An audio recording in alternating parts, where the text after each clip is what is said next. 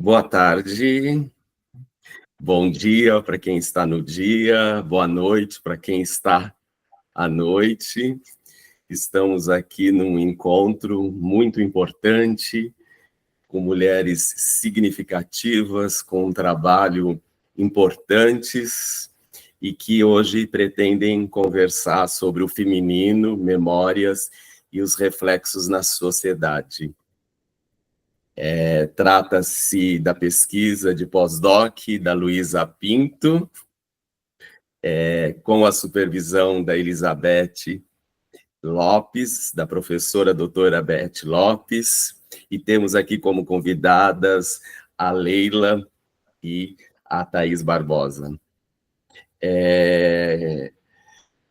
Só para que eu possa aqui fazer uma apresentação à altura das nossas convidadas.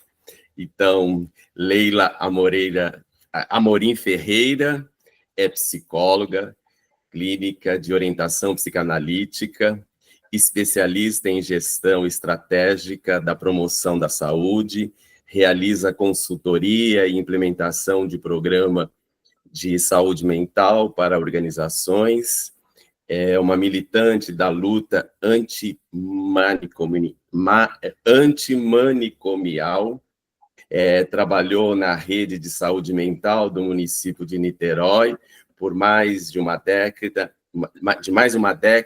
nas frentes de desinstitucionalização e reabilitação psicossocial, né? Quando nós falamos de Niterói, é importante dizer que estamos aqui fazendo essa gravação a partir do Brasil, e a Leila está no Rio de Janeiro. Certo, Leila? Tem alguma coisa que você gostaria de completar, mesmo diante de todos os meus engasgos? Não, tá ótimo. Quer dizer, tem uma coisinha, né?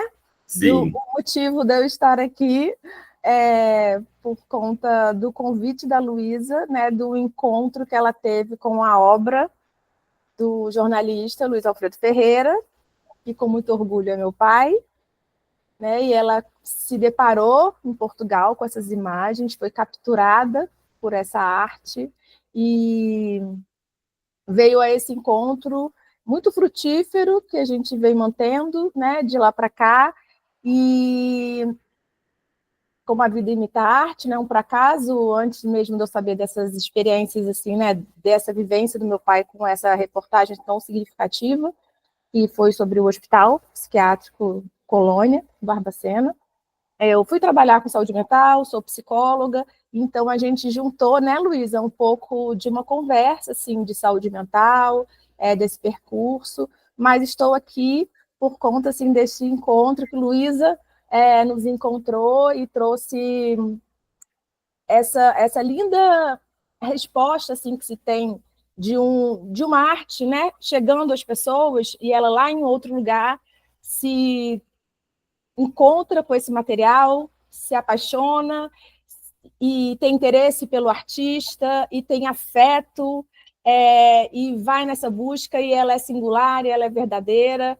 Então, foi um presente incrível que a gente teve aqui no último ano, nesse ano de 2024.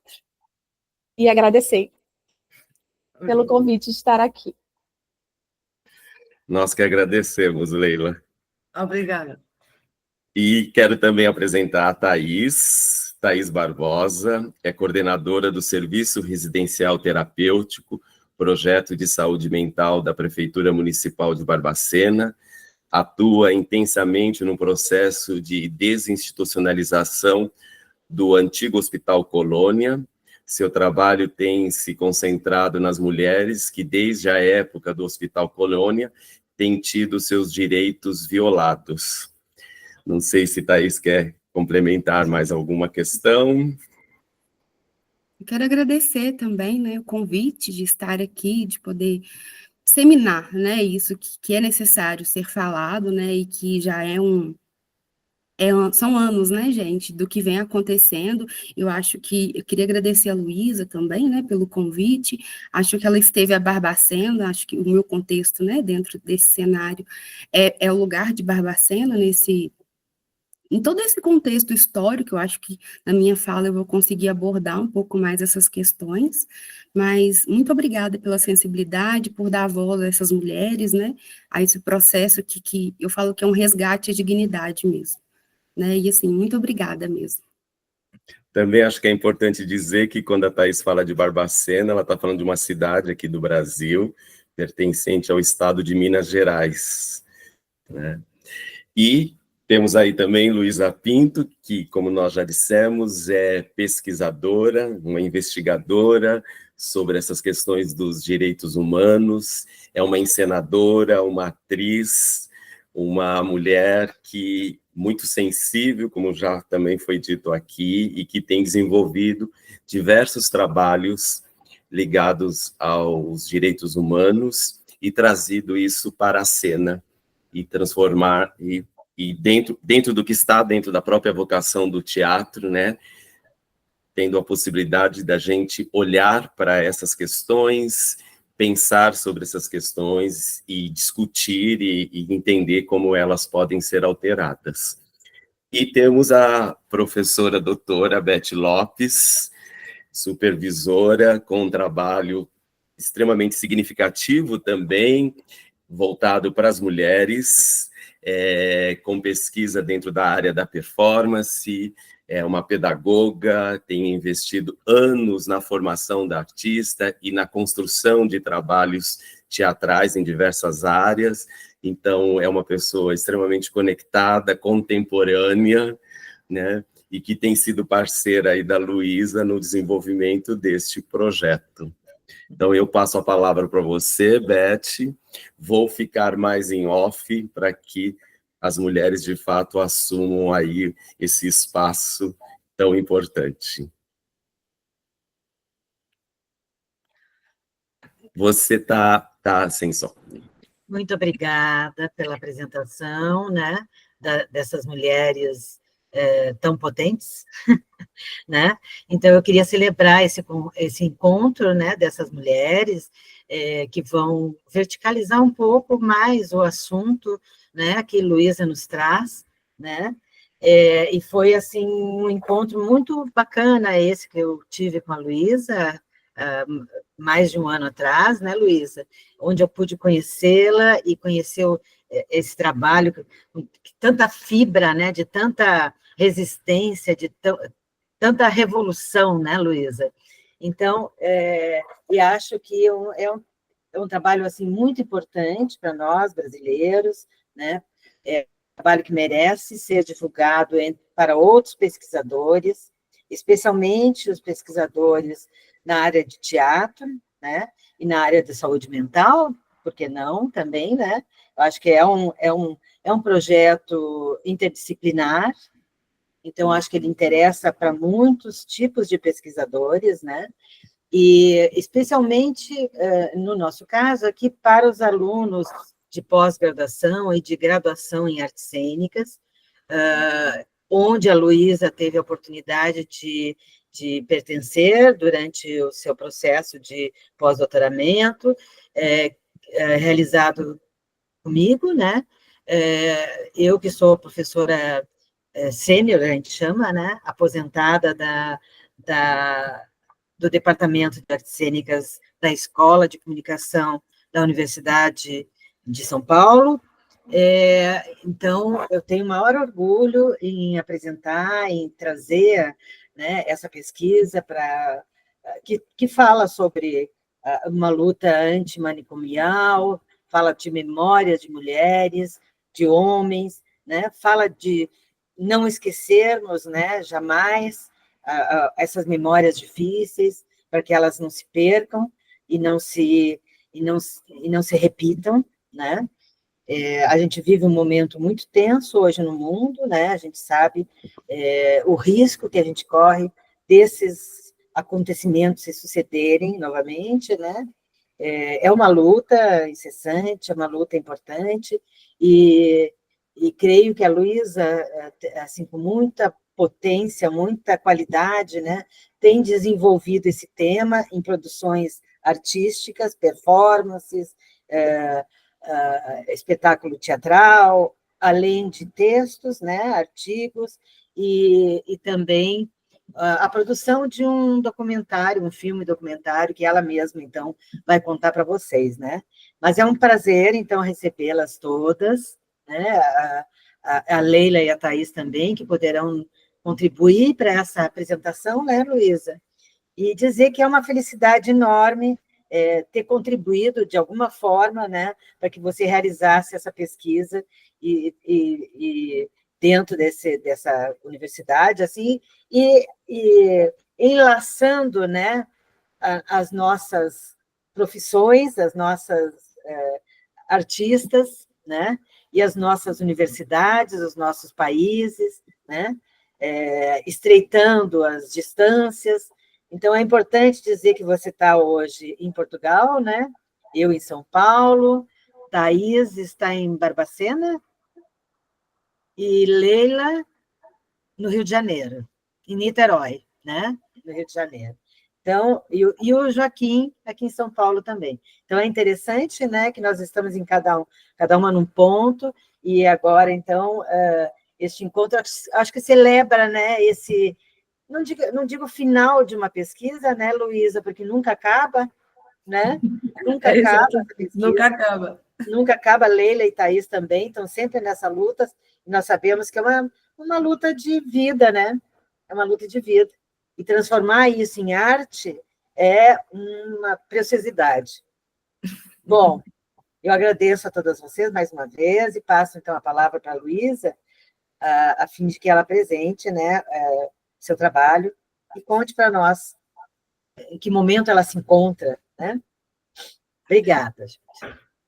Muito obrigada, Beth Lopes, a minha supervisora, e que foi a primeira pessoa a acreditar neste projeto. Obrigada pelo acolhimento, por acreditar. Obrigada à USP também. E muito obrigada à Thaís e à Leila, que têm sido também companheiras de viagem, e sem os testemunhos e as conversas e a troca não teria sido possível. E ao meu parceiro, que tem estado sempre ao meu lado, meu parceiro académico e de produções artísticas, ao Joaquim Gama, que me tem estado a acompanhar do outro lado do oceano. Isto agora, nesta comunicação virtual, é incrível como nós hoje estamos aqui juntas, mas quando me desloco aí, foi muito importante ter criado estes laços para conseguir concretizar este sonho, digamos. Eu estou a fazer, então, como a professora doutora Beth Lopes referiu, o pós-doc na USP, sobre o impacto social em processos de divergência ideológica e comportamental no feminino e as suas memórias e os impactos e reflexos na sociedade atual. E isto prende-se com esse histórico dos projetos que levo à cena, sempre com um princípio dos direitos humanos. E neste caso eu debrucei-me, só para vos contar, antes de passar à apresentação um bocadinho, eu confrontei-me com um livro da Ana Carla Valeriano, que é uma autora italiana, que escreveu O Mal à Carne, que era uma história também muito semelhante à do Hospital Colónia, mas neste caso só de mulheres, em Teramo, em Itália, e que foi na Itália fascista que foi criada essa instituição para receber mulheres que não correspondiam às normas pré-estabelecidas da época. Eu fiquei muito impressionada com esse livro, porque a maioria das mulheres eram internadas sem qualquer diagnóstico de problemas de saúde mental, só que esse livro depois levou-me a outro, que foi o da Daniela Arbex, o Holocausto. Entretanto, levou-me a outra história também em Portugal, que é a história do Mitra. O Mitra foi um albergue para combater as pessoas indigentes ou mendigos, não é? Quem estava a mendigar na rua iria para esse albergue, num Estado Novo, ditadura de Portugal. E que também foi comparado, essa instituição foi comparada a um campo de concentração, ou seja, as condições eram miseráveis, sobrelotado, as pessoas exploradas, e ainda hoje existe um ditado aqui em Portugal que é: se você se comportar mal, vai parar ao Mitra, não é? E o Mitra era essa instituição, e que deixou marcas profundas de pessoas que viveram por 40 anos também nessa instituição. Bom, quando me confrontei com o Colónia, aí sim confesso que foi um bocadinho assustador, por perceber a quantidade de pessoas, estávamos a falar em 60 mil mortes, né, de pessoas que habitaram essa instituição total. É óbvio que a Europa viveu os campos de concentração a sério na Segunda Guerra de 14-18, e que sabemos o que é que aconteceram às pessoas que habitaram esses espaços e que viveram durante o período da guerra, mas as fotografias do grande Luís Alfredo perturbaram imenso. Primeiro pela obra em si, porque são de uma profundidade impressionante, incrível, não é? Do ponto de vista artístico. É de facto uma obra que nos fica, nós olhamos para uma imagem de como ele rouba toda a situação e a alma, quase como um vampiro no bom sentido do que está a acontecer, e que é um reflexo e um espelho para quem está a contemplar aquela obra. E foi através das fotografias do Luís Alfredo, muito, muito, muito, que fiquei com esta vontade de pesquisar esta questão no Brasil. E não foi com vontade, quando eu estiver a falar muito, calem-me, por favor, mas não foi com vontade de pesquisar no Brasil por ser o Brasil, porque a Europa viveu histórias muito semelhantes, não é? Nomeadamente Portugal. Foi exatamente a obra de Luís Alfredo que me fascinou, essas imagens, e foi a quantidade de décadas que isso se perpetuou, não é? E que maioritariamente, no caso do feminino, que é uma área que eu trabalho muito nas questões de género, perceber que como é que quase em 80 anos esta história se perpetua, e as pessoas eram internadas, muitas delas sem esses problemas, apenas porque queriam ser tudo, como se vai chamar o filme, só porque queriam ser tudo menos aquilo para a qual ou tinham decidido as suas próprias vidas, por não terem direito ao seu corpo, por não terem direito à sua voz, por serem silenciadas. E, portanto, estavam numa cidade completamente concentrada essa problemática, e também, por outro lado, porque eu tenho uma relação com o Brasil que foi crescendo no ponto de vista dos afetos. Eu acho que noutra vida qualquer eu fui brasileira, porque eu de 2011 até à data de hoje fui 20 vezes ao Brasil em contexto de trabalho, e só que eu venho já com vontade de voltar, onde fiz grandes amigos, onde aprendi muito, onde troquei muito, onde partilhei muito, e mais uma vez estou a fazer um pós-doc no Brasil, e portanto eu queria mesmo trabalhar essa problemática nesse território. E essa foi a questão. E o que se prende é exatamente isso, nós estamos a viver um momento terrível, não é? No contexto global, de que esta história se pode repetir, e o trabalho foi até que ponto é que a arte, nomeadamente o teatro neste caso, que é a minha área de atuação, pode levar um público a refletir sobre estas questões e poder contribuir, ainda que seja um bocadinho, não é?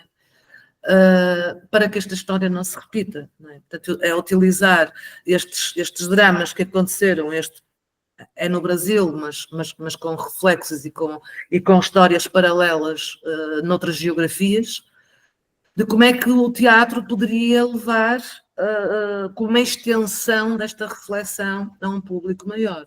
Então foi fazer esta pesquisa inicialmente, tornar isto um espetáculo a partir de testemunhos e de muitas entrevistas que foram feitas, quer a vítimas, quer a especialistas, mas também não esquecer a questão da violência e da tortura nos regimes opressores.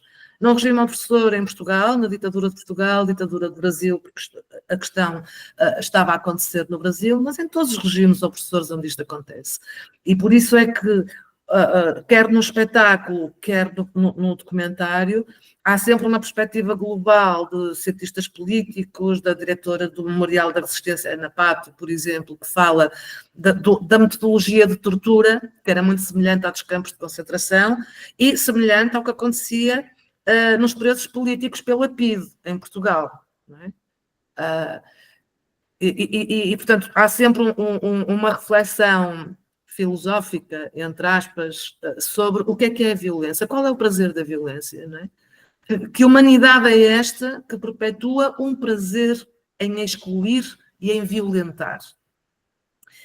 E nessa exclusão e nessa violência, nesse tratamento, há sempre um corpo que é muito mais fraco e que é transversal a todos os séculos e que no século XX e XXI poderia ter mudado, mas não, a questão piorou, que é o corpo feminino, né? O corpo da mulher, que continua a não ter direito ao seu corpo, continua a ser violentado pela questão da amamentação, da gravidez, porque não quer ter filhos, ou porque quer ser autónoma, ou porque quer ter voz. Ela quer ser outra coisa, ela tem direito à sua escolha, não é? E percebemos que a única forma de menorizar uma mulher, de humilhar uma mulher, nestas questões do que aconteceram nestas instituições totais e nos regimes opressores, era sempre através do corpo. Era sempre através de uma violência que já não era só a psicológica, era muito mais uma violência física, para depois passar a uma psicológica, e os danos que ficaram, não é? A partir disto. Ao levar à cena, criámos o espetáculo que a minha supervisora viu, Beth.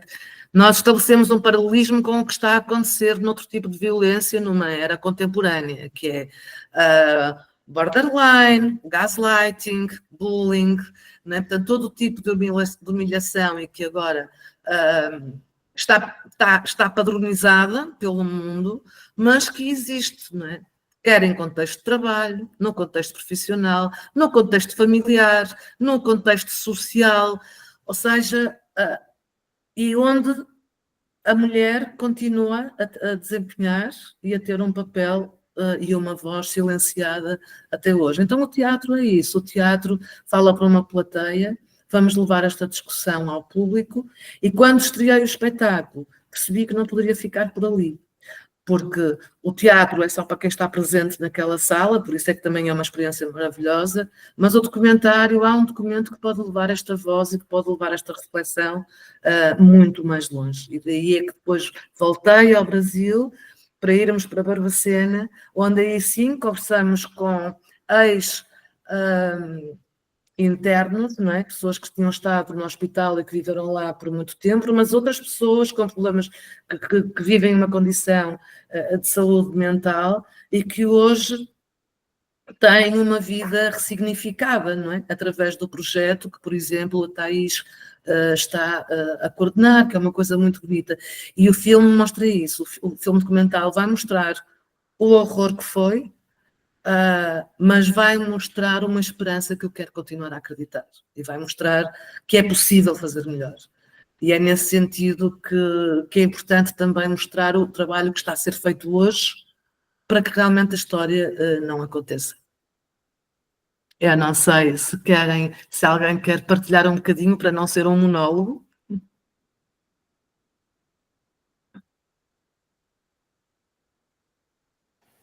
Acho que eu quero falar um pouquinho, Luísa, complementar essa sua fala, né?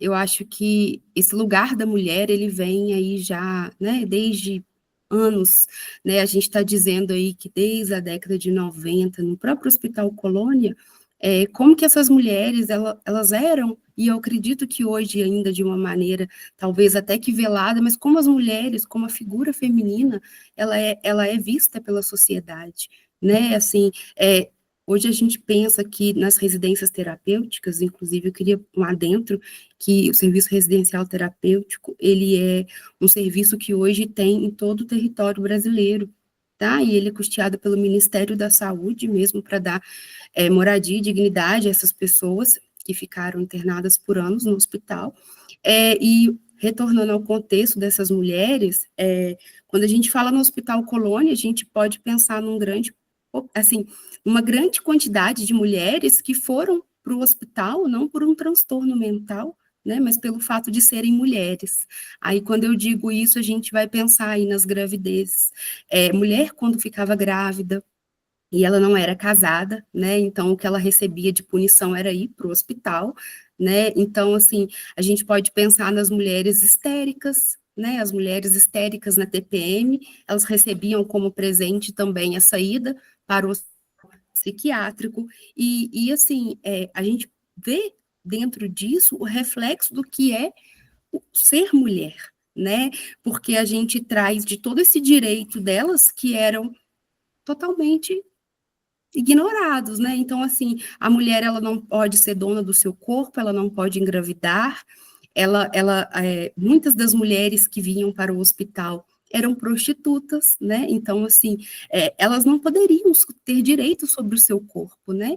Algumas mulheres eram por ser lindas demais, né? Então, se eu era uma mulher muito bonita naquela época e eu tinha um caso com algum homem e a mulher dele era de alto poder econômico, eles conseguiam me levar para o hospital, né? Então, assim, olha como a mulher era tida como um objeto e como qualquer pessoa, né, simplesmente cuidava da vida dessa mulher, seja um policial, um vereador, né, assim, alguém da política. Então, assim, olha como isso vem como reflexo de anos e até hoje a gente sabe que isso acontece, né? Talvez não de forma tão estruturada como era, mas de forma velada isso acontece hoje ainda. Então, assim, é muito importante dar visibilidade para essas mulheres, porque até dentro do hospital, você vê, a gente pensava que isso terminaria levando as mulheres para o hospital, né, taxadas como loucas, mas não, isso continuava acontecendo e às vezes de forma até muito mais cruel dentro do hospital, com os abusos sexuais, as gravidez, né? Então a mulher, ela engravidava dentro do hospital, ela não tinha o poder, não tinha o direito de ficar com o filho, né? Muitas das vezes esses filhos eram negociados, então era ali um lugar de moeda, né? Então, assim, pensar mesmo nesse lugar da mulher enquanto reflexo da sociedade de direito de escolha, de poder e que corpo é esse, né? Que ele serve de um lugar de moeda de troca, de abuso, de vulnerabilidade, né? E eu acho muito importante a gente dar voz para essas mulheres. Sim, sim. Eu, antes de passar, de pedir a opinião da Leila, passava a apresentação da pesquisa que estou a fazer e de alguns resultados, ou da reflexão. Não sei se o Joaquim está aí, se pode lançar já a apresentação. Joaquim? Alô, Joaquim? Não está. Ok, obrigada.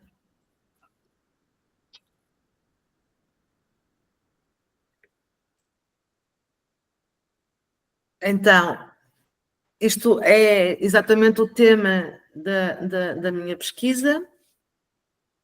O feminino, memórias, os reflexos na sociedade. Pode passar, por favor. Fernanda Lapa, este texto é da Fernanda Lapa. A Fernanda Lapa ela faleceu, vai fazer 5 anos, uma ativista, lutadora sempre também pelos direitos humanos, e principalmente pelos direitos das mulheres. É uma diretora teatral, encenadora, grande atriz e uma das mulheres de maior referência do teatro em Portugal, e que ela me enviou este texto para percebermos um bocadinho. Acho que conseguem ler, não é? Durante milénios, a mulher foi adorada como uma grande criadora, a vida brotava do seu corpo num mistério inexplicável, até que o embuste foi descoberto, afinal os homens participavam desse milagre, de adorada passou a dominada, durante milénios os seus sonhos criadores sufocaram os seus desejos sufocados. O mundo foi avançando com a vanguarda da força masculina, viral, guerreiro, racional, vingativo. E isto, infelizmente, é o que tem vindo a acontecer quando alguma mulher tem voz e tem força, ainda que eu não tenha nada contra os homens. Felizmente, acho que quase todas nós privamos com homens maravilhosos e, portanto, não é exatamente sobre o que aconteceu nestes tempos de sociedades completamente patriarcais e machistas, não é? Podemos passar? Pronto, isto já expliquei no início. Portanto, elas foram aplicadas, estas práticas, ao longo da história. Esta pesquisa limita-se mais à ditadura do Brasil, mas estabelece comparações com o que aconteceu em Portugal, e nomeadamente em Itália. Em Portugal não há grande história de hospícios com estas mortes todas e com estas torturas e abusos.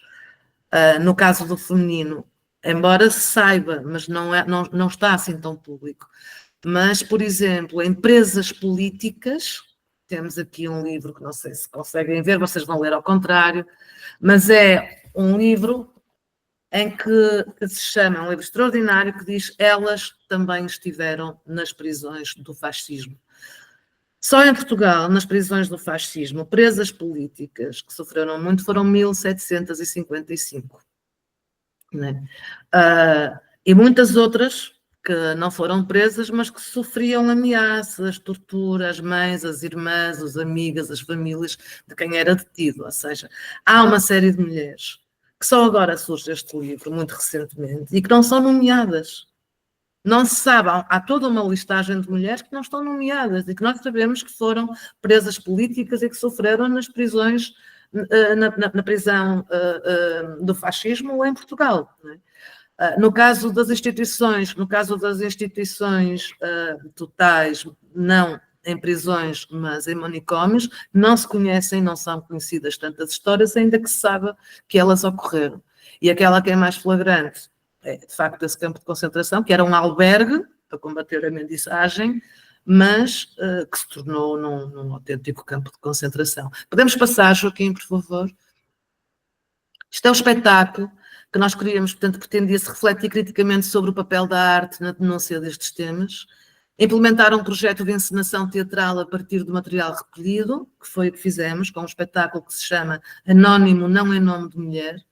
Nós vamos voltar ao Brasil na segunda quinzena de agosto. Concorremos a um edital, a um apoio aqui para as deslocações, para as viagens, e conseguimos, e vamos lá a São Paulo voltar com este espetáculo, que ele está em circulação, ainda continua cá em circulação. Fizemos um espetáculo em que eu peguei já nas entrevistas e na investigação que tinha feito, entreguei a uma dramaturga, a Mariana Correia Pinto, e ela escreveu a dramaturgia teatral para o espetáculo, e portanto foi estabelecer esse diálogo entre um passado e um presente, e mostrar que através das importantes vozes, né? Todas vocês que aqui estão, todas as pessoas que foram entrevistadas, todas as pessoas que assistiram ao espetáculo, contribuíram de alguma forma, que possam contribuir para que esta história não se repita. Podemos passar, por favor? Pronto, sabemos que a violência sexual contra as mulheres é uma questão profundamente enraizada na história e na sociedade, em muitas culturas ao longo dos tempos, e que pode assumir várias formas, e que é frequentemente usada como uma ferramenta de controlo, dominação, humilhação e subjugação das mulheres. Isto está muito presente no espetáculo, com várias testemunhas. Por exemplo, num dos testemunhos da cientista política do Brasil, a Glenda Mazarova, também é uma pesquisadora, ela, e que esteve na coordenação e no início da Comissão da Verdade, ela contava duas histórias absolutamente impressionantes, né? Que é de uma presa política no tempo da ditadura do Brasil, que estava a amamentar uma criança, e claro que tinha cheiro a leite, e o torturador mandou secar o leite, porque o leite enjoava enquanto ele a violava. Não é?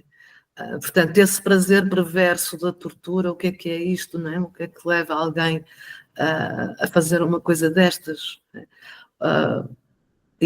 Portanto, essa imagem, que é talvez das mais perturbadoras para mim, ficou-me até hoje. Entre muitas outras, não é só o pau da arara, não é só a violação em mulheres grávidas, não é só...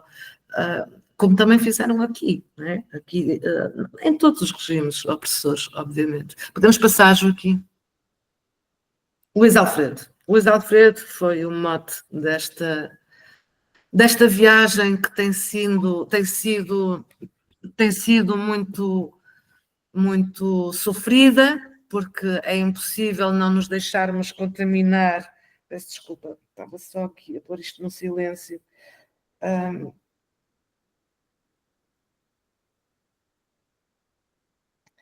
É impossível não nos deixarmos contaminar por esta história, e portanto é sofrida. Sofri bastante e quando regressei de Barbacena, eu estive 2 meses sem conseguir pegar nas imagens do filme, porque eu chorava copiosamente, chorava o tempo todo, porque foi muito intenso tudo que se viveu lá, né?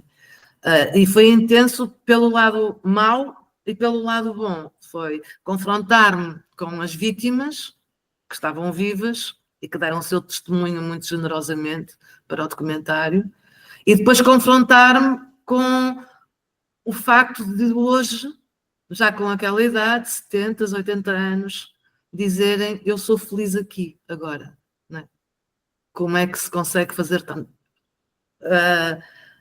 Ao fim destes anos todos, de alguns, não é, Thaís, de 30 anos de vivência no Hospital Colónia, de repente chega àquela idade e agora está naquela residência de moradores e está feliz. Então, foi muito sofrido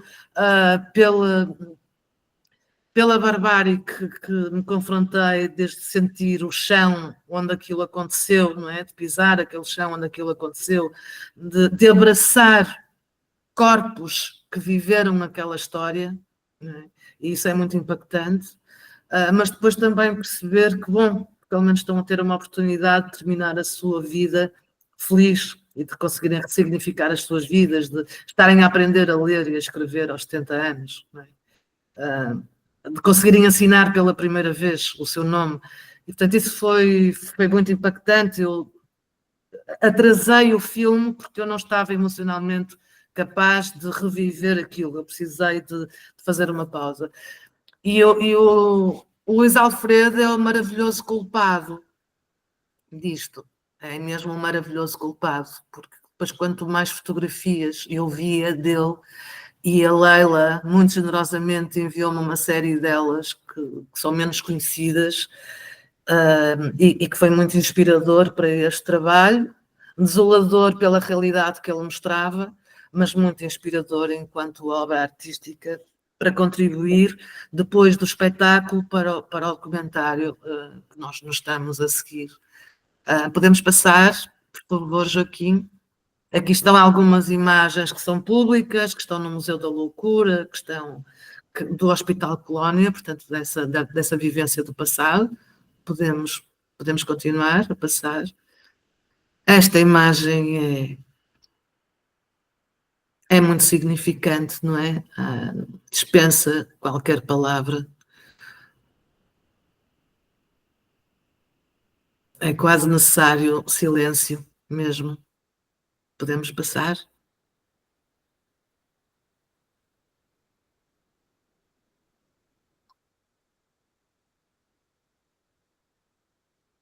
Por favor.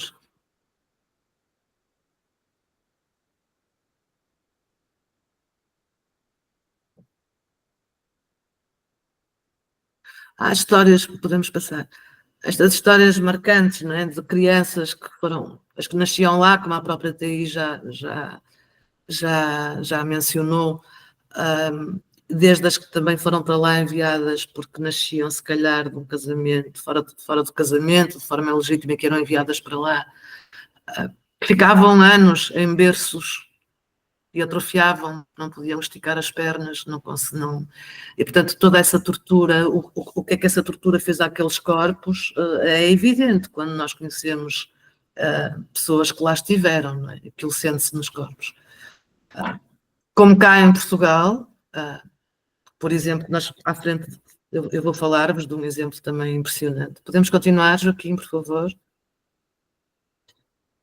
Passamos aqui para a Dilma, porque é uma das pessoas que numa exposição que está patente no Museu da Resistência em São Paulo, ela fala da tortura que sofreu enquanto presa política, no tempo em que ela esteve detida. E também quando fui ao Memorial da Resistência, que foi um lugar de tortura também, foi à cela onde ela estava, com outras pessoas, sobrelotada, ou seja, as instituições eram iguais, se fosse uma prisão, fosse um manicômio, o tratamento era muito semelhante do ponto de vista da pedagogia, não é? Se é que se pode chamar uma pedagogia de tortura, mas era igual. Podemos passar, por favor? Aqui está o nome dela, escrito na cela, entre muitas outras. Podemos continuar. Há aqui uma frase também que me chamou a atenção, dependendo da maneira como o carcereiro abria a porta, a gente percebia o que era, se era para chamar alguém para a tortura, se era alguém chegando, se era comida que estava vindo. E ou seja, pela forma como mexiam a chave da cela, não é? E uma das testemunhas fala que pela forma como se chamava, percebia logo se era para ser torturada também ou se era para ser violada. O que há logo uma dupla, tripla tortura, que é a questão psicológica de estar a contar quantas voltas se dá à chave, a anunciar logo o que é que vai acontecer, não é? No ato seguinte, portanto, há um prazer do torturador que é inexplicável, de facto, e que muitas vezes ainda hoje dizem que não tinham consciência. Claro que tinham consciência, mas é a lei da sobrevivência. Continuamos? Esta fotografia aqui tem um significado. Nesta cela, onde por acaso esteve a Dilma, entre muitas outras pessoas, nesta cela, que agora é um memorial da resistência, um museu, mas que foi uma prisão, né? Onde elas iam para ser inquiridas na ditadura, a uma das presas, a mãe, quando a foi visitar, não levava nada, nem comida, nem água, nem nada. Levou um cravo vermelho. E este cravo vermelho, esta senhora levou à sua filha este cravo vermelho 6 meses antes de acontecer a Revolução dos Cravos em Portugal. E então eu disse, isto não é... Eu não sabia disso, eu acho que grande parte das pessoas não sabe, a coincidência, não é? Nós fizemos a Revolução dos Cravos porque uma senhora que faleceu em 2024 enfiou um cravo numa espingarda de um tropa, de um militar, não é? E fez-se a Revolução dos Cravos, não houve mortes, não é? E 6 meses antes no Brasil, em São Paulo, alguém vai com um gesto do cravo, não é? Levar à filha que está presa, que está detida.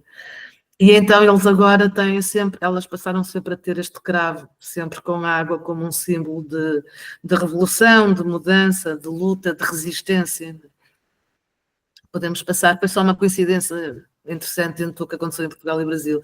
Este Valentim Barros, para dizerem que o facto de ele ser diferente, vestia-se de uma forma histriónica, tinha a sua orientação sexual, e praticaram-lhe uma coisa padronizada na época, que era a lobotomia, não é? Portanto, é ser operado porque aquela pessoa, se tem uma orientação sexual diferente daquela que está estabelecida, portanto, vamos operar à cabeça, porque isto mal tem de sair dali.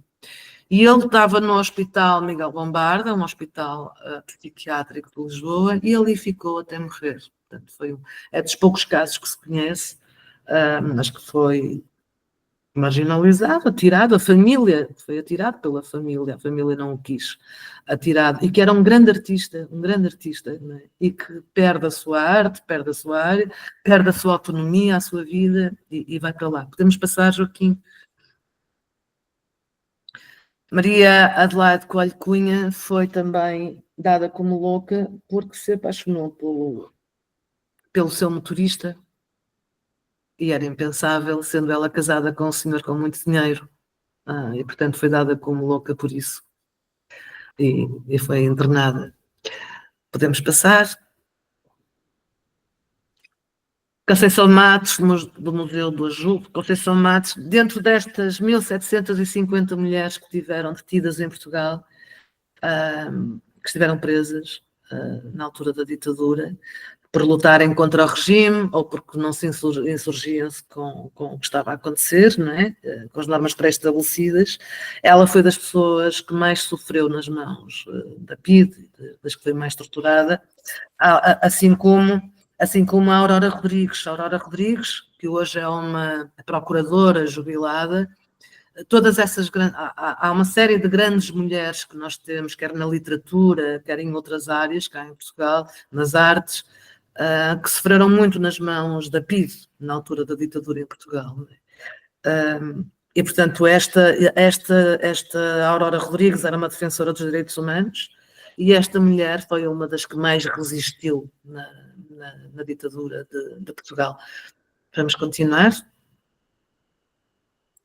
Este foi o primeiro livro italiano que vos falei, da Ana Carla Valeriano, não é? O Malacarne, e esta imagem era do hospital psiquiátrico, não era um hospital psiquiátrico, era um manicômio que era só para mulheres e que era utilizado exclusivamente só com esse propósito, para levar para lá mulheres que eram consideradas ou histéricas, que era um termo que se usava muito, não é?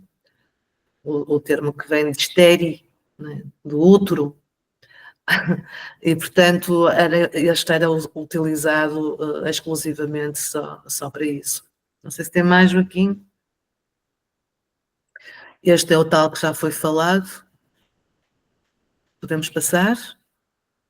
E aqui está o espetáculo. O Anónimo não é nome de mulher, portanto, nós tivemos, estreou cá em Portugal, foi para o Brasil, foi apresentado em 2 noites na SP Escola de Teatro, numa parceria com a SP Escola de Teatro em São Paulo, onde fizemos um debate que se seguiu após o espetáculo e que, mais uma vez, a minha supervisora, Bete Lopes, esteve a moderar, que foi uma conversa com o público e que tivemos também a diretora do Memorial da Resistência, tivemos essa cientista política, Glenda, da Comissão da Verdade para a Verdade, a Glenda Mazarova, entre outras pessoas, e que foi um debate que também contribuiu muito para tudo o que se sucedeu, principalmente para o relatório final que será entregue e para o filme documental, não é, que irá estrear.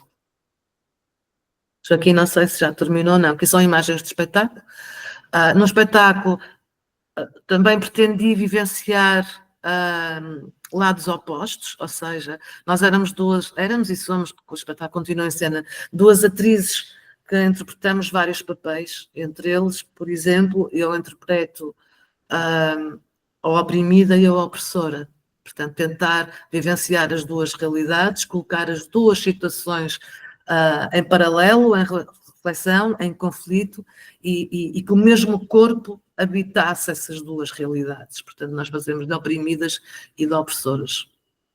Podemos continuar, isso continua. Aqui estou eu a fazer de opressor, a diretora de um manicômio e uma enfermeira que está a aprender essa hierarquia de poder, não é? Mas depois também faz a que está reclusa ou internada, não é? A oprimida. Podemos passar? Aqui é o mesmo espetáculo.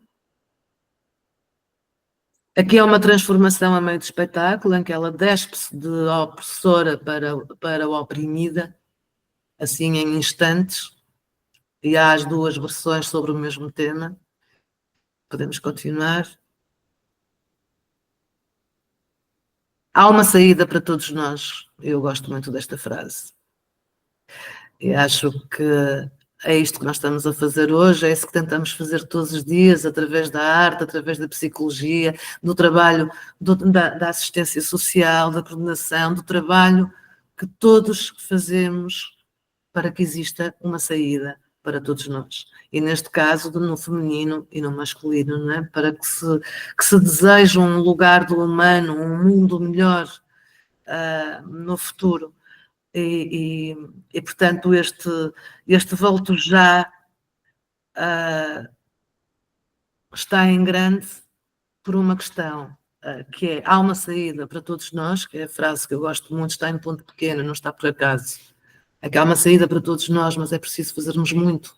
Nós já estamos a fazer, mas precisamos que muitos outros se juntem a fazer. Porque senão voltamos já, e voltamos àquilo que não queríamos que voltasse. E, portanto, ela não pode, esta opressão não pode voltar de novo.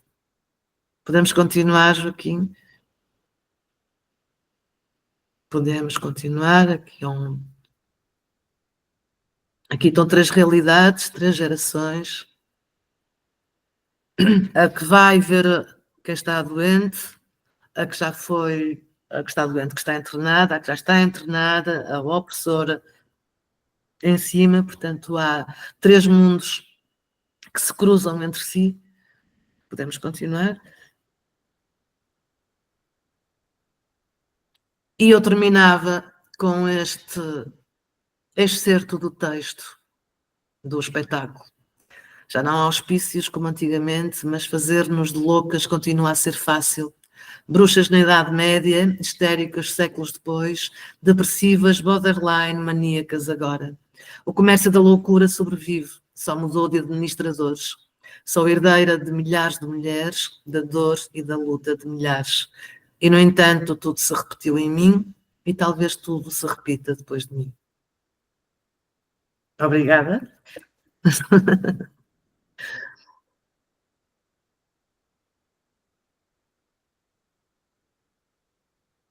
Não sei quem quer contribuir com alguma coisa para esta conversa. Eu só posso dizer que eu assisti o espetáculo, né? Até agora eu só vi o espetáculo e a pesquisa, né? Mas é um espetáculo muito impactante, com muita sutileza, né? Com muito que entrecruza as histórias, né? Das mulheres em seus diferentes papéis, né? E cria um ambiente assim de revelação, né? De denúncia, né? Dessas mulheres, né, que pagaram com a vida, com né, o cerceamento dos seus direitos humanos, né, e são hoje exemplos para nós, né, daquilo que não pode mais existir, daquilo que é absolutamente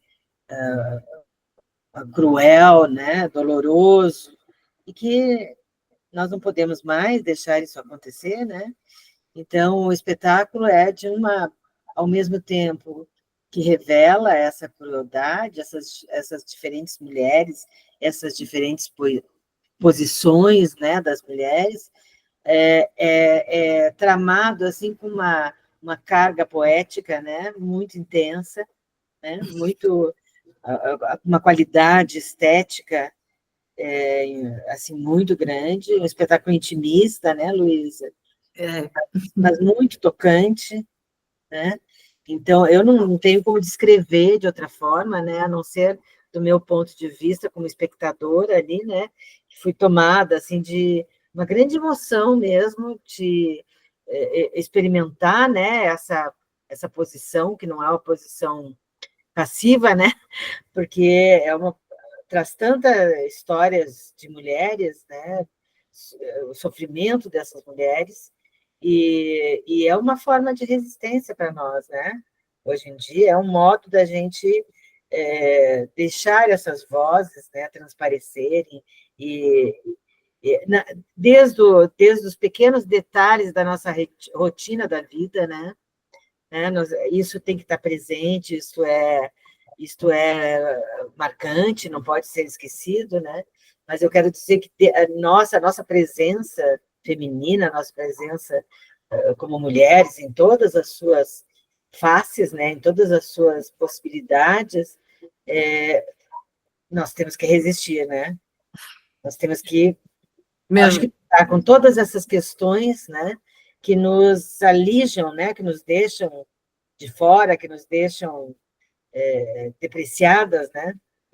Então, acho que vai assim, desde a rotina do nosso dia a dia, né, situações pelas quais a gente passa, até essas situações históricas, políticas, né, que nos fazem cada vez mais perceber a importância, né, de falar, de tratar dessas questões que nos oprimem até hoje, né?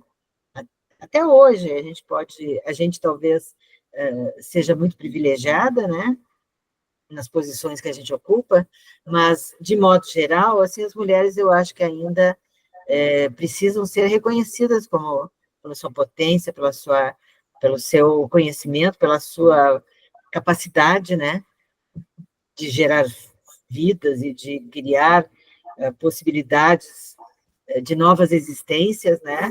E de serem felizes, né, Luísa? Como você disse a respeito dessas mulheres que hoje dizem que se encontram muito mais felizes, né? É o resultado de uma luta aí, né, Thaís, Leila, Joaquim, de uma luta, né, que vocês dão continuidade, com certeza, né, para que isso não se repita e que não caia no esquecimento. Acho que isso poderia ser, a gente poderia falar longamente sobre isso, né? É mesmo, é mesmo. Obrigada, Isabel. Leila, quer contribuir?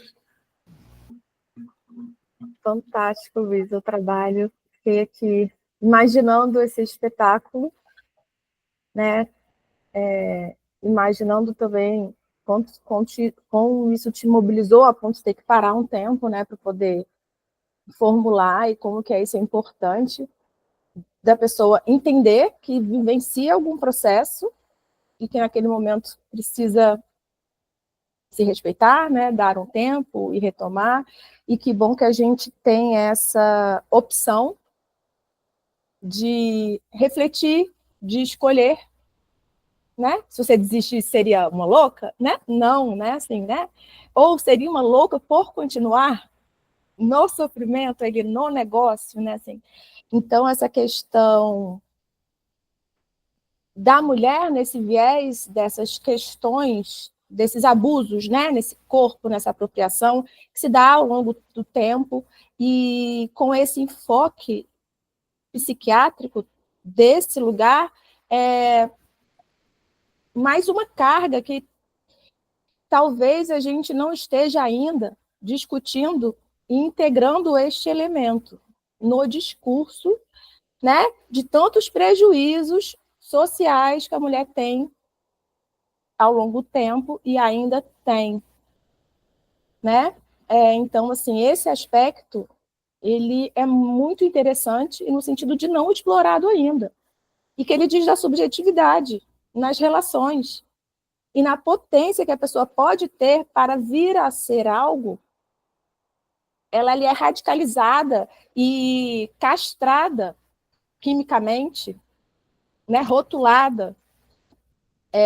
Então, isso me trouxe essa questão, assim, para eu me debruçar mais, depois para eu trocar com vocês mais sobre isso, achando muito, muito singular, muito importante, muito pertinente, inclusive essa discussão nessa aquisição desse novo elemento, que não é novo, mas que não é tão discutido e falado. Eu não vejo a gente falar, né? De todo o elencado que já existe, isso também como uma questão. Só que aí, saindo um tanto desse cenário e voltando lá para a sua cena, onde tem um opressor e um oprimido, quando a gente entra nesse cenário, apesar do peso dos gêneros que cada um carrega, ali não tem mais isso. É um opressor e um oprimido. Né? Então, assim, trazendo esse contexto, ampliando, né? Vendo essa importância da mulher, mas o pé que estamos na nossa saúde mental, não na nossa saúde mental cotidiana, onde a gente consegue tratar ambulatorialmente, né? Enfim, embora isso tenha uma consequência de muitos diagnósticos, crianças já sendo diagnosticadas, sendo rotuladas, levando aquilo ali para frente, né? Como se que a psiquiatria ainda tem um discurso muito grande de poder que vai conduzindo aí essas subjetividades. Enfim, esse é um ponto paralelo. Mas ali, por exemplo, dentro de uma internação psiquiátrica, por exemplo, quando a gente vai ver, nesses sujeitos, recortando, né, a figura de cada um, existe esse outro que é o oprimido ali nesta relação, né? E todo o trabalho que se vem fazendo há muito tempo para mudar este cenário, onde o quê? Lá é esse lugar da minoria, do excluído, onde não tem voz, onde não tem vez. A mulher vai sofrer coisas no corpo dela e o homem também. E ali ele vai sendo perdida a sua subjetividade. Porque esse processo de um lugar que isola e asila é esse. Perder tudo. perder a história, perder...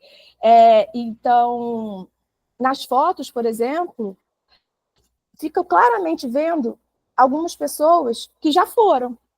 Não tem mais um sujeito ali. A existência já saiu. Tem uma fala muito do Cemitério dos Vivos, do Lima Barreto, que ele fala de uma experiência dele num manicômio, como que isso vai destituindo o sujeito, morrendo, né, retirando tudo que lhe é de direito, até que aquilo se extingua.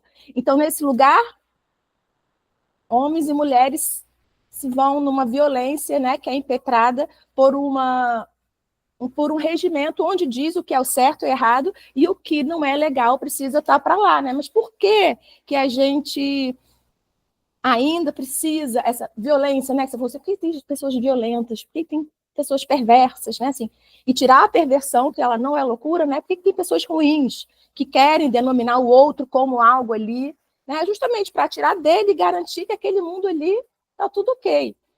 Só que eu estou escrevendo lá um pouco para você, né, Luísa, para a gente poder botar lá no seu relatório, tem um histórico ali, e aí aqui eu não vou entrar nesses pormenores, só vou apontar para uma questão seguinte, assim, de um avanço que houve no decorrer dos anos para a reforma psiquiátrica, para a mudança da assistência desse modelo asilar para um modelo na comunidade, nas relações, então, isso não é só uma mudança de lugar, porque a gente pode tirar do hospital e não desinstitucionalizar. Eu posso tirar no hospital e colocar no CAPS e deixar ele contido quimicamente, com remédios que embotam todas as possibilidades dele. Inclusive, no CAPS, eu posso falar, não vou te tratar se você não tomar remédio. Ou seja, tirando o direito, inclusive, da pessoa se tratar, não se tratar, querer se internar, né? Assim, e a gente tem, duramente, por um histórico bem longo, até existir uma lei que possa dar visibilidade para essas pessoas, uma série de atrocidades que ainda ocorrem. A lei Paulo Delgado, ela diz que pessoas não podem ser tratadas em instituições que tenham caráter asilar.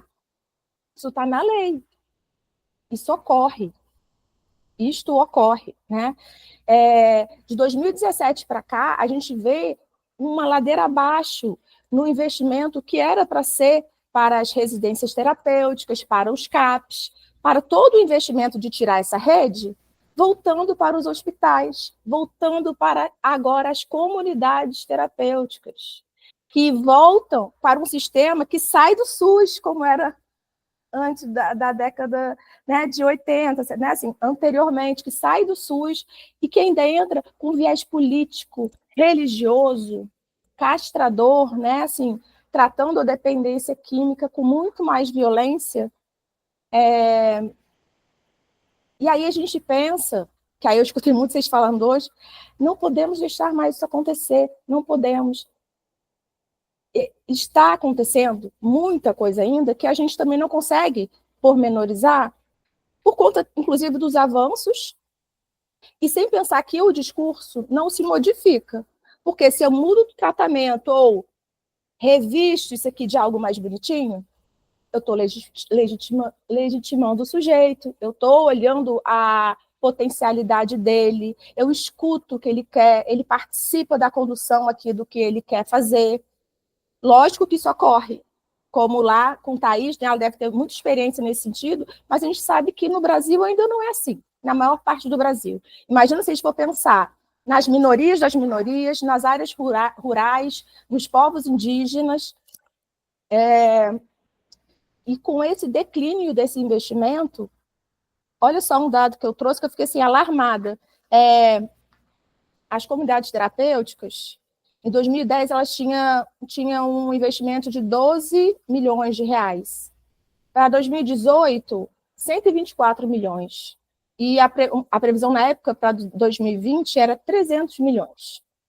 E tudo angariado pelo setor da justiça, pelos fundos nacionais antidrogas, né? Enfim, toda uma potencialidade lá, onde faz a mesma coisa, né? Tira o direito dos sujeitos, porque quando a reforma estava indo muito bem, vem aquela questão do impacto social. Vamos liberar os loucos, o louco é perigoso, não posso internar meu filho, né? Assim, é quase que uma cilada para a sociedade cair e ver, não, tem que voltar para lá. Não, mas esse sujeito já matou alguém, ele pode matar outra pessoa. Ué, alguém está passível de não ocorrer isso em algum momento da vida? Né? Isso não é predeterminado. Então, essa política dessa exclusão continua operando, e esse viés da psiquiatria, ainda nessa hegemonia, faz com que não haja discurso. O trabalho que precisa ser com assistente social, com o oficineiro. A Elizabeth estava falando, é legal integrar a saúde mental, pode ser. A saúde mental é a área do conhecimento que engloba todos os outros conhecimentos. Ele precisa da participação de todos.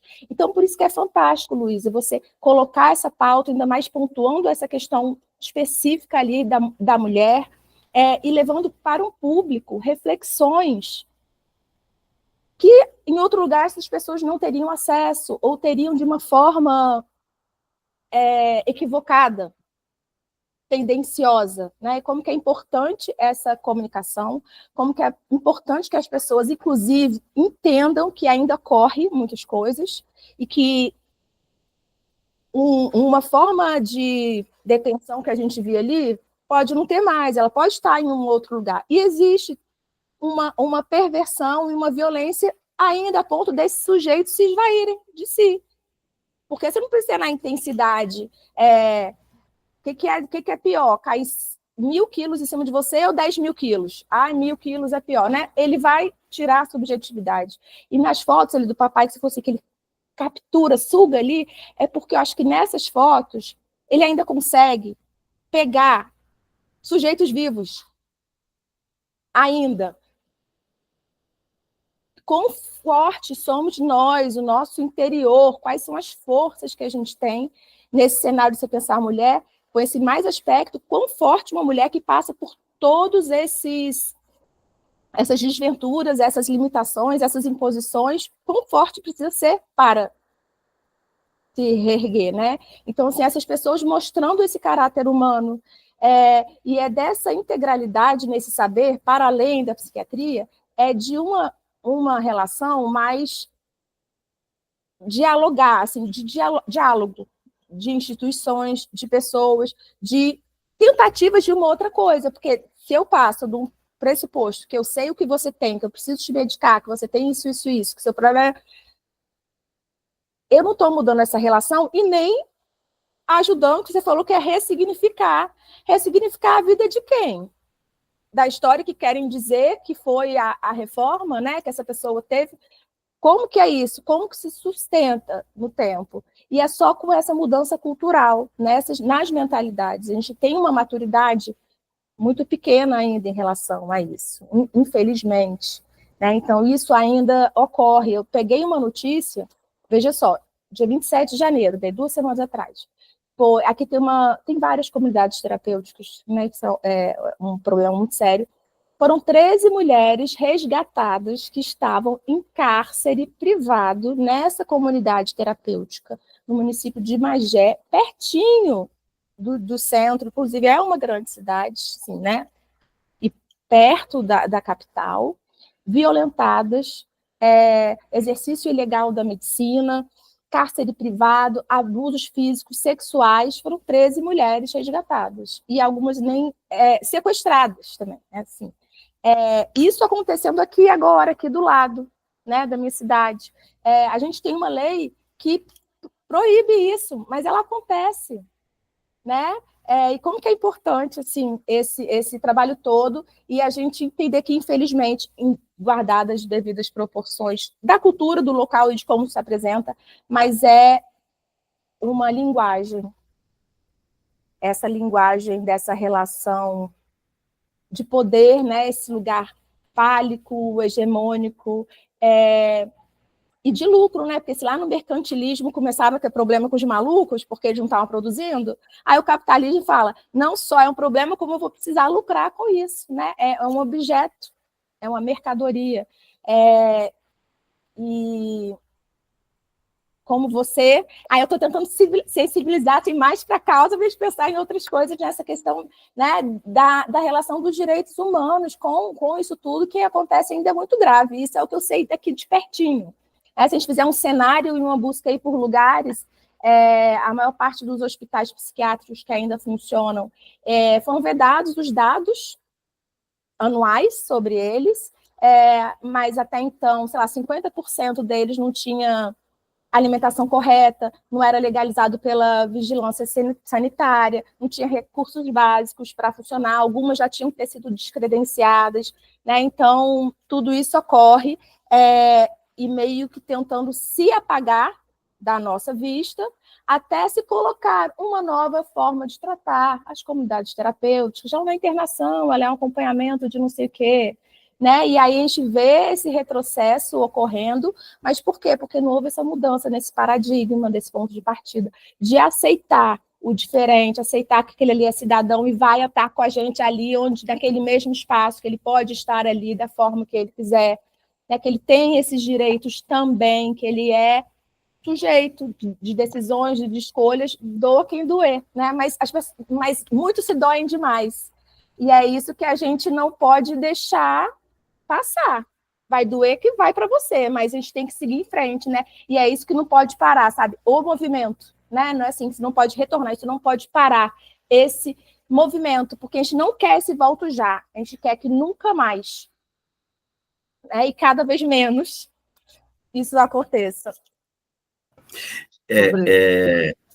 Eu queria só dar aí uma palavrinha, porque eu tive o privilégio de acompanhar o processo de nascimento da montagem Anônimo Não é Nome de Mulher, que a Luísa fez um convite a partir da companhia dela, Narrativa Ensaio, para que eu atuasse como assistente de direção.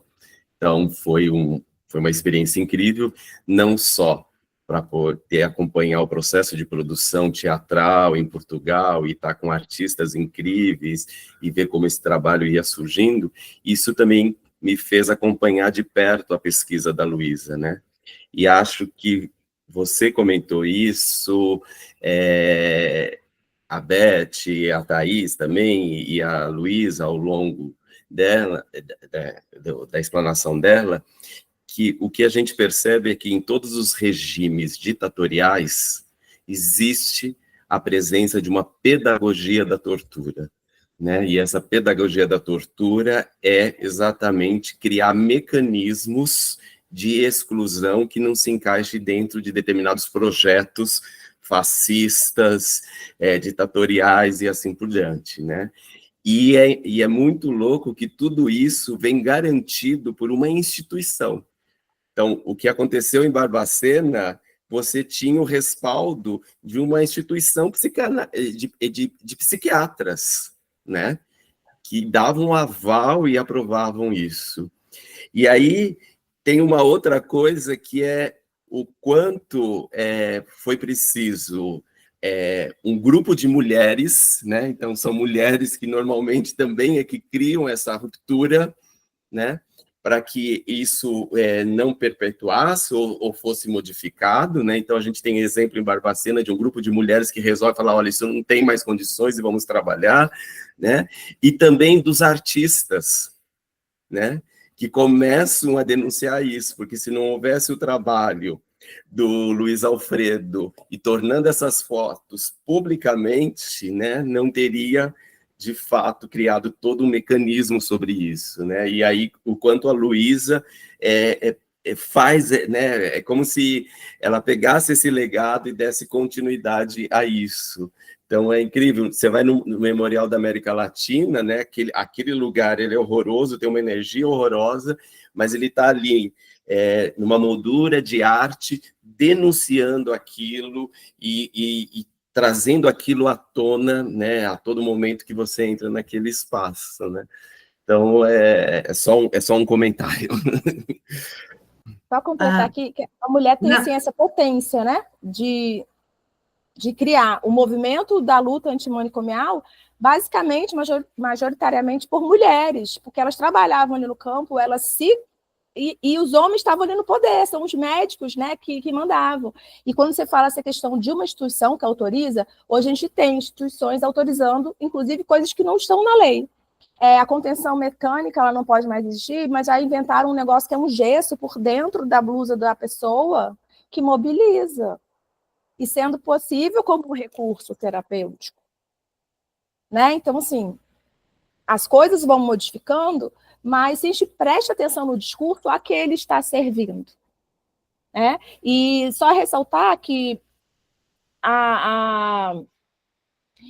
o interessante de um perfil assim, de hospital psiquiátrico é a maior internação, incidência de transtornos mentais graves, internação, são dos homens, né? Inclusive a maior taxa de suicídio, talvez por eles conseguirem atos mais violentos contra si, mas a taxa de transtornos mentais graves que indicam internação mesmo, psiquiátrica, né? Tirando essas questões sociais, né? Tá grávida, vai, né? Assim, hoje no plano de algo, supondo que é um diagnóstico que leva. Mas as mulheres levam os homens para tratar, para internar. Quando são as mulheres, os homens a abandonam. Uma diferença também muito relacional, né, que diz desse sistema operante. Mas é isso. Mas é exatamente porque foram todos educados ao longo destes anos todos e fomos todos educados que facilmente se coloca a mulher no lugar da desrazão.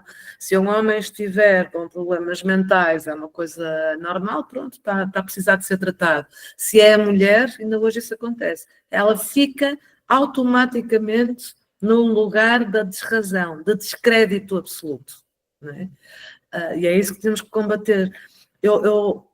O facto de eu fazer espetáculo só com mulheres era por essa urgência de dar voz a vozes silenciadas e porque achava que muitos dos trabalhos que se faziam ficavam num gueto. O que é que eu quero dizer? Os espetáculos, a arte não salva ninguém, não é? Eu gostava que salvasse, mas não salva, mas transforma. A arte transforma. E era nesse sentido que era de transformar quem lá está, quem faz, com quem faz, mas não pode ser num gueto. Ou seja, eu não sou psicóloga, mas concordo com a Leila quando está a dizer que isto, e com o Joaquim que ainda agora falou, é institucionalizado, a instituição, seja em que país for, mas a instituição, ela decide a sua forma de reabilitar, de reeducar, de tratar. E tudo é padronizado, vão vivenciando essa metodologia durante anos, e os que vão ficando ou que se conseguem sair recuperados, vão reproduzir o que aprenderam na instituição, porque ficaram muito tempo despersonalizados. Muito tempo sem o seu próprio eu, muito tempo a estarem num lugar da desrazão sem crédito, ou seja, quando regressam, não têm a retaguarda, porque a própria família, mesmo que não seja por mal ou inconscientemente, é sempre, coitado ou coitada, esteve internado, está dentro da cabeça, esteve internado. Há sempre um preconceito que parte muitas vezes até das próprias famílias, ou dos próprios amigos, ou da comunidade local onde ele habita, ou ela habita, não é? Todos habitem.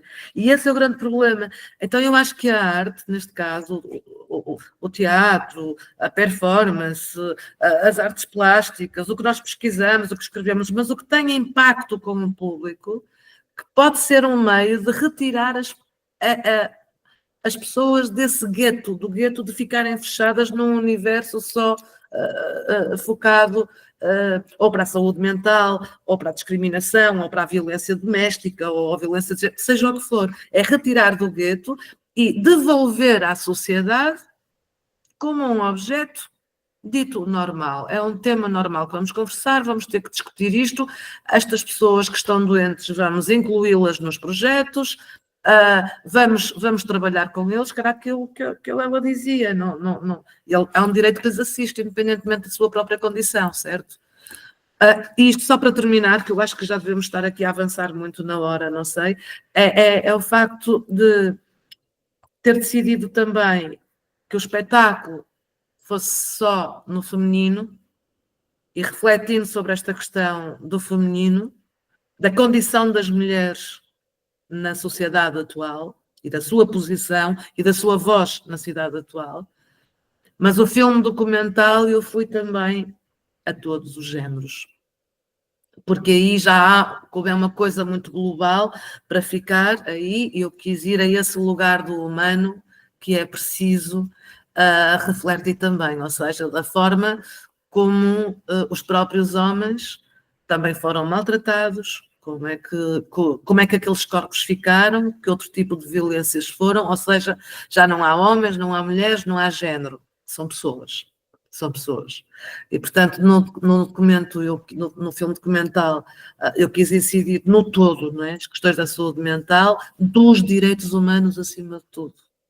O espetáculo específico nas mulheres, dentro dos direitos humanos, e o filme que engloba a temática toda e os géneros todos, obviamente.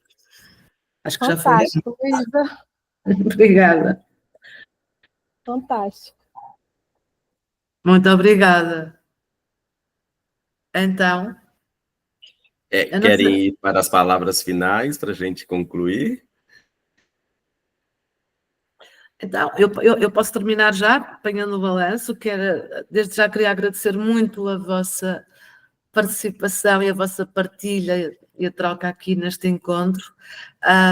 Dizer que pelo menos vou contar convosco e vou continuar a contar convosco para o término do filme. Com a minha querida supervisora ainda tenho muito trabalho para lhe entregar, mas que está quase, vai ser agora, dentro de um mês, estará tudo pronto. Estarei com um espetáculo em São Paulo, caso queiram assistir ou tenham possibilidades de se dirigirem a São Paulo, e o filme irá a Minas Gerais, obviamente, a Barbacena, porque também quero muito estar com as pessoas, cidade onde eu fui muito bem acolhida, e agradecer à Leila por tudo também. Informar também que vamos fazer um encontro no próximo ano, onde a Elizabeth está convidada como pesquisadora, já está convidada desde o ano passado como pesquisadora a estar cá presente com uma comunicação, e a própria Leila que está a escrever um artigo que lhe pedi para o livro que vamos publicar, se o relatório vier a ser publicado, mas ele vai ser publicado no próximo ano, com o seu contributo também nestas pesquisas todas, portanto são todas muito, muito bem-vindas para este termo. E ao Joaquim, obrigada por tudo. Thaís, quer falar? Quero agradecer novamente, né? Acho que é um trabalho fantástico que resgata todo esse sofrimento, né? Não só do passado, mas de hoje também, e que também tenta mostrar e sensibilizar as pessoas, né? Acho que a Leila deu uma aula aí de militância, bem do jeito que eu gosto, trouxe tudo aí que acho que eu também falaria, então eu acho que está espetacular, gente. Muito obrigada. Leila. Agradecer mais uma vez a vocês por esse momento. E, Luísa, a arte salva, hein? Inclusive, as possibilidades, né, na reabilitação psicossocial de pacientes muito graves é pela via da arte, é pela via da expressão. A arte nos salva quando a gente se coloca no fazer, isso é gratificante. Ali no meio do negócio onde você ficou mal e depois vai. A gente está sempre se salvando pela arte e no intuito de conseguir passar para alguém alguma possibilidade de pensar de um ângulo diferente, ou de incluir esse outro pensamento diferente, né? Porque é isso, quando você traz esse ponto da mulher, e é muito importante, e você vai ver que eu não tenho muita experiência assim, nesse campo, eu não vejo, assim, né? Algo disso, e como isso passa para o todo da saúde mental, e como isso para o todo da sociedade, né? Vai passando, e como isso engloba todo mundo. E é com essa mudança desse viés, desse olhar de preconceito, que a gente tem que desconstruir na gente mesmo. Porque a gente vem de uma cultura que, por mais que a gente tente limitar a ação disso na nossa consciência, ela ocorre. né? Então, as pessoas também entenderem que elas têm isso e acolher. E aí, a partir disso, poder modificar. Como é que eu vou modificar alguma coisa que eu não sei que eu não tenho, né? Então, é esse esforço, nessa medida que a gente acredita em alguma coisa e vai seguindo adiante. Então, muito obrigada, espero revê-los. Vê se marquem uma conversinha comigo para eu saber mais do projeto, trocar mais ideia. Estou super disponível aqui e agradecendo imensamente a vocês. E Beth conclui. Bom, eu também vou agradecer, né? Quero dizer que aprendi muito com vocês hoje, né? São muitas ideias, muitas informações, muitos desejos, né? E muitas lutas, né? São muitas as lutas daqui para frente, né? Então, eu gostaria de agradecer e desejar para a Luísa um sucesso no documentário, no espetáculo, e já convidando todo mundo para estar em agosto, né? Em agosto, sim, na segunda quinzena de agosto. É isso. Em São Paulo? São Paulo? Em São Paulo, sim. Estarei, hein? Sim, serão chamadas. Muito obrigada, Kim, pela sua... Muito obrigada. Tá? Muito obrigada. Muito obrigada a todos. Boa noite. Boa Obrigada, noite. gente. Muito obrigada. Vou